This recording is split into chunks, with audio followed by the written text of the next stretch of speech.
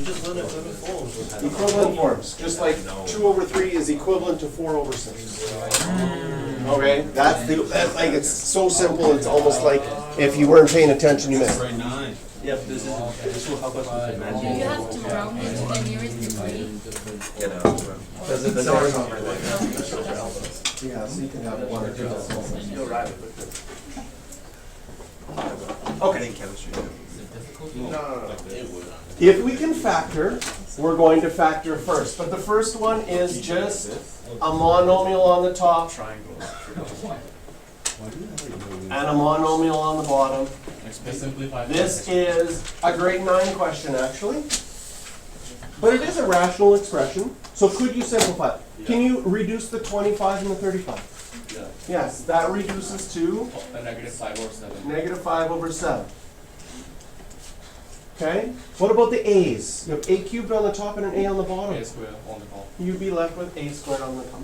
What about the b's? You A have b cube on the bottom. more b's on the bottom, so we'd have b cubed on the bottom. What about the c? A It c would on just the top. stay there. This is the final answer. This is simplified. Okay? Just using your exponent laws. Yeah. That one is grade 9. Okay? What changes? We add some grade 10 stuff. We add factoring. Is there anything you could factor on the top? X differential squares. X square plus 7. X, no, x minus 7. X plus 7. No, I'm looking at B though. Oh, please. There's a common, what's in common in the top? X. 6 and an x, leaving me with x plus 2. Simplify. And I can simplify this. So now here is the important thing with rational expressions. It's 2x plus. You can simplify when you're multiplying and factors are the same. You cannot simplify if you're adding and factors are the same. So for example, we're going to go back to some basic math so that we can see this. Okay? If I did 4 times 5 divided by 4, the 4's would cancel out and you get 5. Technically, you could do 4 times 5 first and get 20, and then divide it by 4 and get 5 that way. But it's really nice to know that when you're multiplying, that 4 divided by 4 is 1.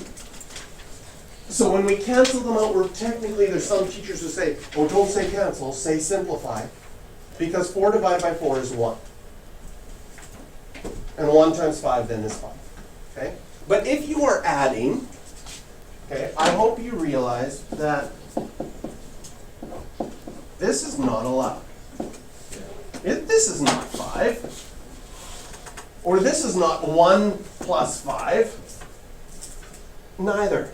This is not allowed. It only simplifies if we're multiplying.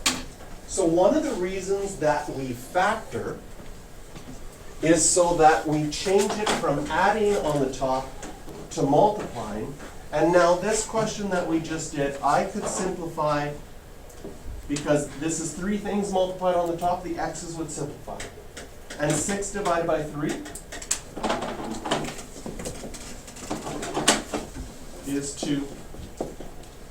So I could either write my answer like this or 2x plus 4. Okay?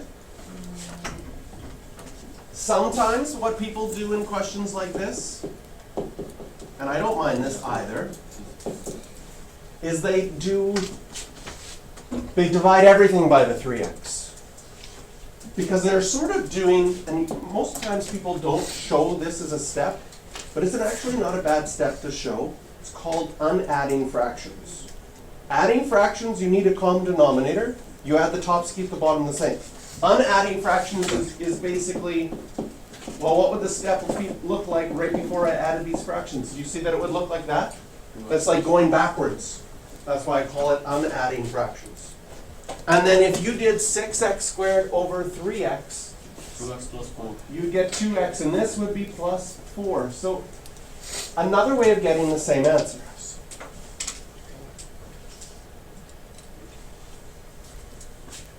I like the factoring, but sometimes just deciding to divide everything by it works as well.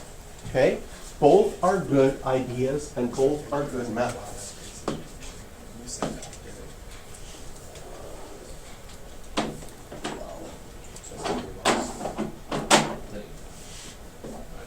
For C, Differential squares. the top is the difference of squares, x plus 7, x minus 7. The bottom can factor as well. It's going to be x and x, 7 and 2. 7 and 2. And you know what's really cool about this -7 unit? plus 2. Is that if you factor the top, it kind of gives you a hint for factoring the bottom. Because they're going to want things to cancel out. So here, you're right, you have a -7, right, and a +2. And my -7s, now that I multiply, would simplify to 1/1. Leaving me with x plus 7 over x plus 2. I can't cancel those x's out because I'm adding. As soon as things are adding, this means this is grouped together as a single factor. This is grouped together as a single factor. And the only way factors can go away is if they're identical.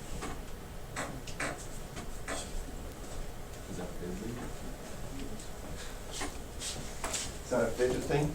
Helps keep you awake? Yeah. Awesome. Okay. And then D. Well, D has something interesting in it. I like it. The bottom is the difference of squares. And you see that this would be 3 oh, not x plus 3. But x is the negative. It's 3 minus x, 3 plus x. That's different than x minus 3 and x plus 3. Close Slightly. enough. Close enough. Close enough, right? Do you know what's close to 3 out of 3? 0 out of 3. 3 and 0, pretty close. In the big scheme of numbers, right? Mr. JR, it will also be -3. On the top. No, on the bottom. No, this is the only way the bottom. No, it will be -3 too. How? -3 times -3 is 9. Yeah, but then we would have had negative 6x. Because we need negative No, six okay. to cancel out I'll each give you other. that. This is better. So the top, it would have to be 2x and x. And here's where I would cheat a little bit. 3 and 1. I'm going to cheat and think the 3 has to go here. Because I want something to cancel. I don't know, but if the 3 went there, this would have to be a 1 there. Does my outside and inside make 5? Yes. Okay. So the outside would have to be a -6 plus 1. Double check when you multiply it out. Now, are any of those identical? No. No. So this one has a special note that we have to add. And that special note says if you have things that are close, oops, there we go. Do you see that we have x minus 3 and 3 minus x? They're really close. If you have something that is close like that, the 3 minus x, you can take a -1 out of. If I factor out a -1, you see that that would make the x positive and the 3 negative. So now I'm going to take my time here. I am going to rewrite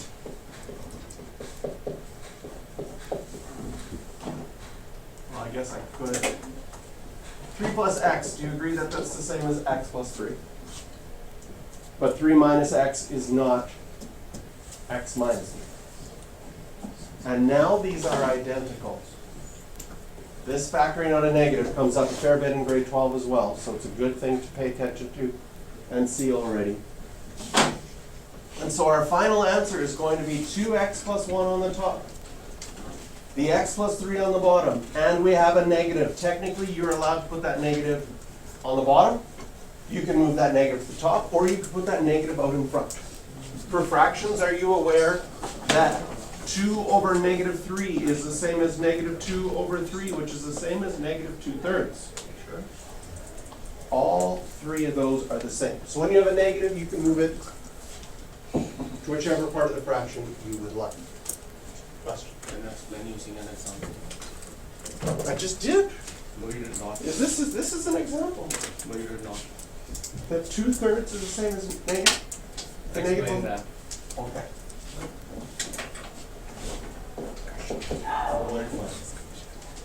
Okay. Yeah. Equivalent fractions. I can multiply by 5/5, right? It would be the same number. So I multiply by -1 over -1. Multiply the tops, gives me -2 on the top. Multiply the bottoms, +3 on the bottom. Oh my goodness. Did I just verify? Maybe. Maybe. All right. This makes you happy, or you were this, and now you're just a little sad because you're still in math class. I see. Slowly making it better. We need to take your parabola and multiply it by a negative, which will flip it up. And I was number 3, I became number 3. okay. So that is writing in simplest form. You factor it, and if there are factors that are identical, we have to cancel them. Questions for practice on this one? Second best thing to 6, 7. 7, 11.